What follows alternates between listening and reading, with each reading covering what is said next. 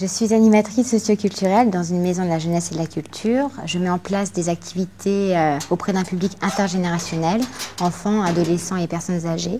Et je provoque des rencontres autour d'activités ludiques et culturelles. J'ai commencé ma première expérience dans l'animation en étant bénévole dans un centre de loisirs. Cette expérience m'a donné envie de m'engager plus profondément et de me professionnaliser et donc de passer plusieurs diplômes dans l'animation.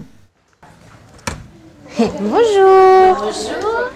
Allez, on va rentrer. J'ai suivi 2 formations dans l'animation, le BAFA, puis le brevet d'État d'animateur technicien à l'éducation populaire, en alternance à raison d'1 semaine par mois pendant 2 ans. Il y a des jeux un peu dans tous les espaces, là.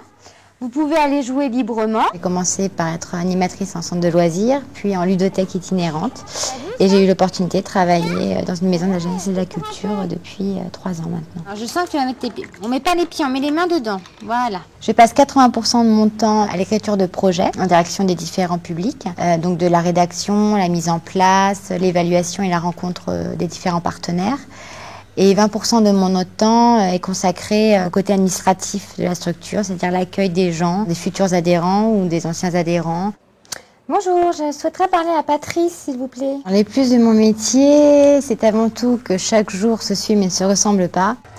Les inconvénients résident dans les amplitudes horaires. Il faut être très disponible. On aborde le programme des vacances d'été pour les 11-15 ans. Les qualités requises pour être une bonne animatrice socioculturelle, je dirais le dynamisme, la disponibilité, l'écoute, l'observation et la créativité.